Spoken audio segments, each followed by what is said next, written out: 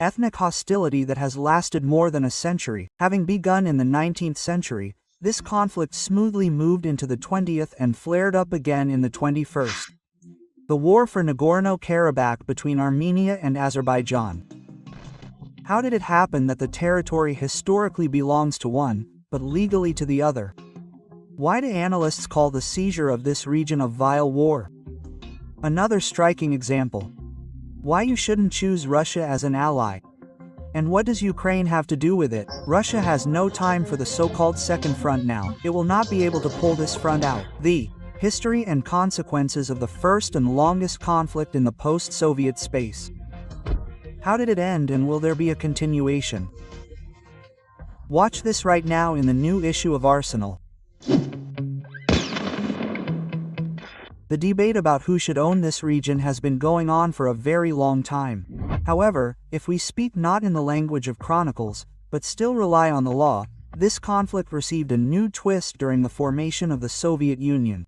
The territory was taken over by the USSR, and from then on it was Moscow that decided what belonged to whom. On July 4, 1921, at an extended meeting of the Caucasian Bureau of the Bolsheviks, it was decided to transfer Nagorno-Karabakh to Armenia, but due to the great importance of the issue, this decision had to be confirmed in Moscow.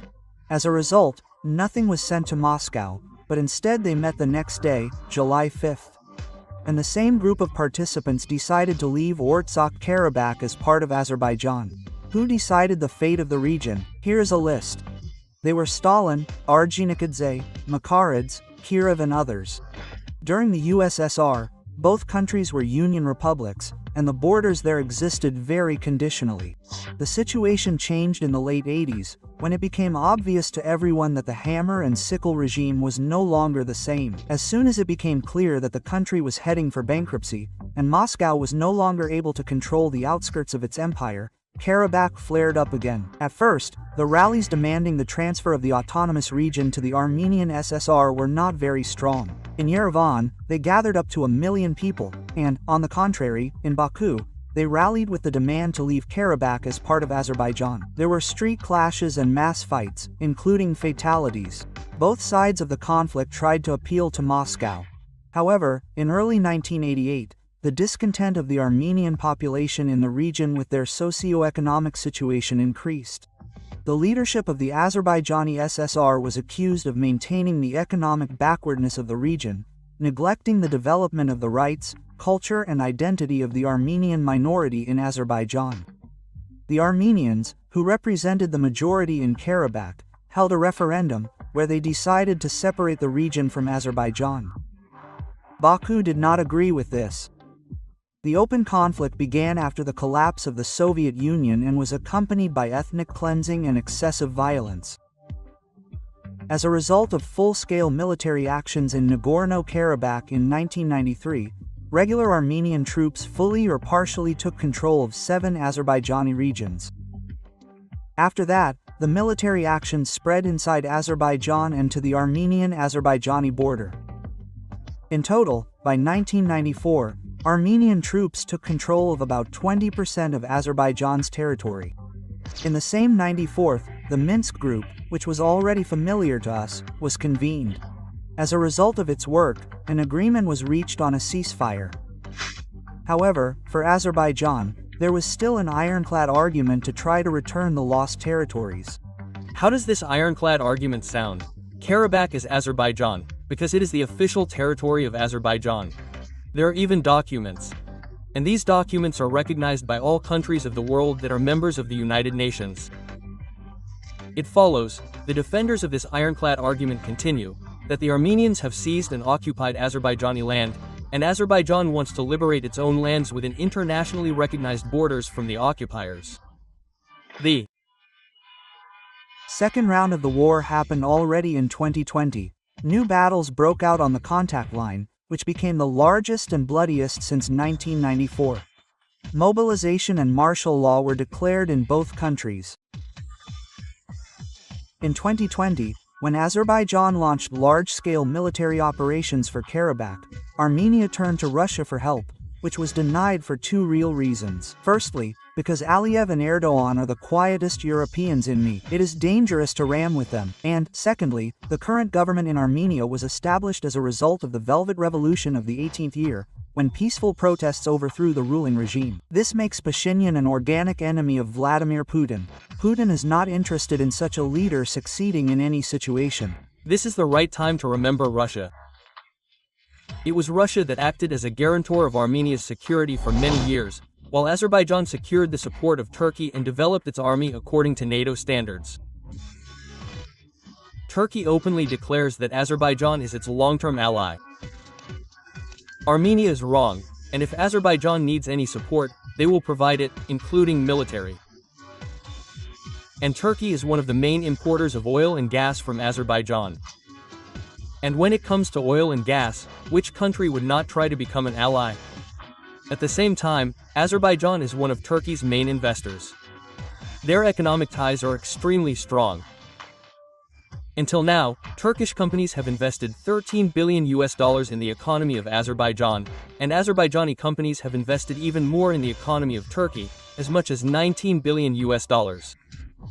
In Yerevan, all this time, they only blindly hoped for Putin's troops in case of danger. As it turned out, everything that the Russian Federation relied on was empty demagoguery about historical rights to territories. We were not there. Russia was not there yet. In general, there were separate principalities.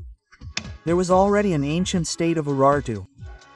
And only Armenians lived there. What kind of maps do you have? And here is a map of when it was like that. All this is Armenia, please. Therefore, historically, these are, of course, Armenian lands. But words will not help the matter. By the 20th year, Azerbaijan had become so strong that small Armenia could not oppose it.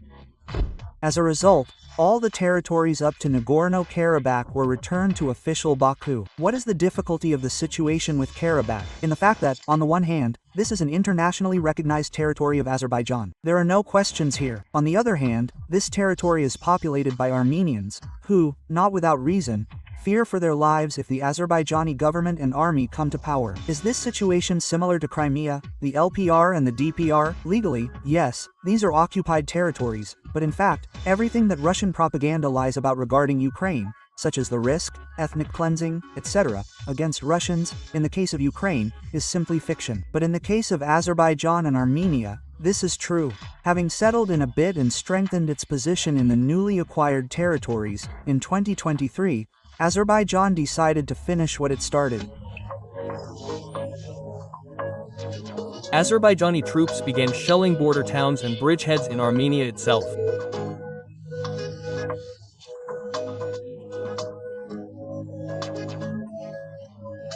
Moreover, the reason for this was the so-called attempt by the Armenian armed forces to mine the approaches to the Azerbaijani platoon strongholds. Therefore, the Azerbaijani army decided to retaliate, and as a result, fearing those very ethnic cleansings, thousands of Armenians were forced to leave Nagorno-Karabakh. I think we will never return home. There's already an enemy there. How can we return? We left everything we had. Our two-story house is full of family members. The Armenian authorities made statements about international crimes, but against the backdrop of the raging war in Ukraine, they remain almost unheard. Azerbaijan's policy of ethnic cleansing continues. An analysis of the situation shows that there will be no Armenians left in Nagorno-Karabakh in the coming days. This is an act of ethnic cleansing. In essence, Baku simply decided to return its territories within the generally recognized borders home.